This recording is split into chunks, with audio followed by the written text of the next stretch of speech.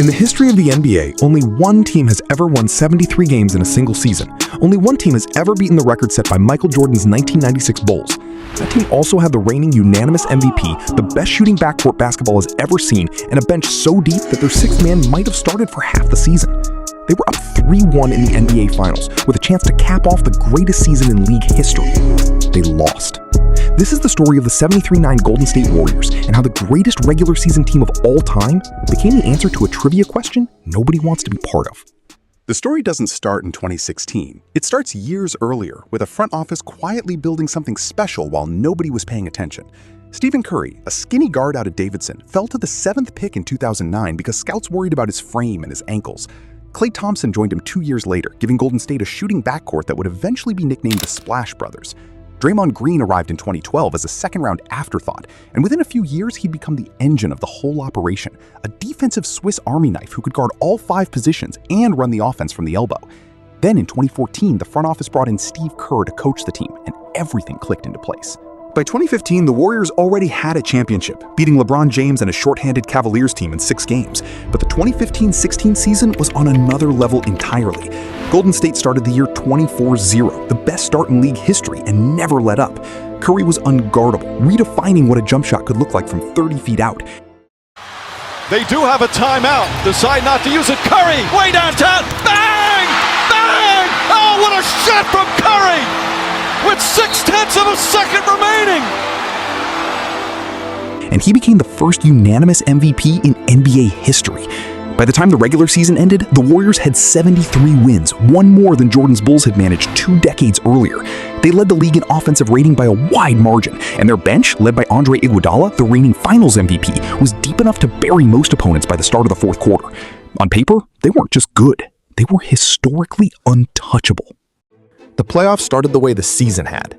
Golden State swept Houston in the first round. In the second round, they needed 7 games to get past Portland, but the warning signs were easy to ignore given the record they just set. In the conference finals against Oklahoma City, the Warriors actually fell behind 3-1 against a young Thunder team led by Kevin Durant and Russell Westbrook. It was the first real test of adversity all season, and Golden State passed it, winning 3 straight to close out the series, including a legendary 41-point outburst from Curry in Game 6. To the outside world, it looked like fate. The greatest regular season team ever was about to become the greatest team, period. In the finals, Golden State ran into the Cleveland Cavaliers for a rematch of the previous year. The Warriors took control early, winning 3 of the first 4 games and holding a commanding 3-1 series lead that no team in NBA Finals history had ever blown. Then, everything unraveled. Draymond Green picked up a flagrant foul in Game 4 for a swipe at LeBron James, which combined with previous incidents in the series triggered an automatic suspension for Game 5. Were you aware at the time that you stepped over him? Was it something you didn't know that you did, or did you do it intentionally? Well, I was just trying to get back into the play. I think what had happened was intentional. I know we got into a grapple, at the top of the, but me just trying to get back into the play. That's all. That was my whole mindset. Without their defensive anchor, Golden State lost. Cleveland then dominated Game 6 behind a monster performance from LeBron and Kyrie Irving, and the series was tied heading into a decisive Game 7 back in Oakland. When we attack, like I said, when we attack their ass, they cannot guard us. All right, we play with pace, they cannot guard us. By the way, okay? They mentally and physically. I'm telling you, they up. And it always kind of works out, right? It always works out this way. So 15 is mine. 15 is mine. It always kind of work out that way, right? 15 is mine. Come on over here, y'all. Yeah. More, everything that we got, man. Everything. Yes, sir. Yeah. Automatic on 3, work on 6. 1, 2, 3. Automatic. 4, 5, 6.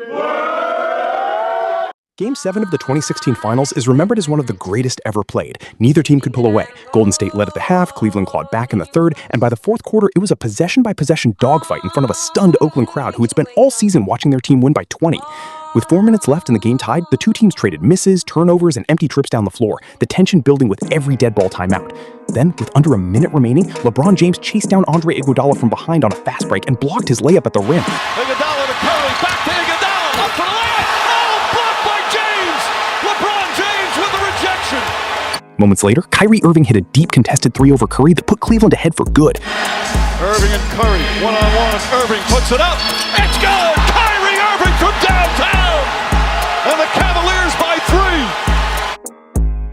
Cavaliers held on to win the championship, becoming the first team in finals history to erase a 3-1 deficit, and LeBron delivered on his promise to bring Cleveland its first title.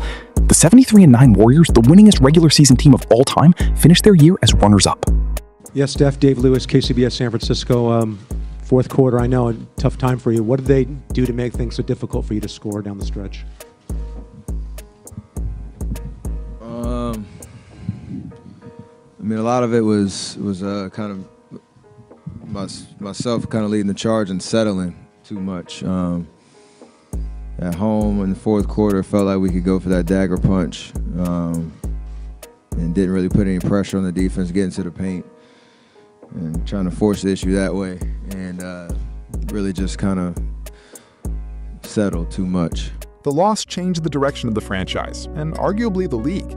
Draymond faced heavy criticism for the suspension that cost his team a game, and questions lingered for months about whether the Warriors would have closed out the series if he'd been available.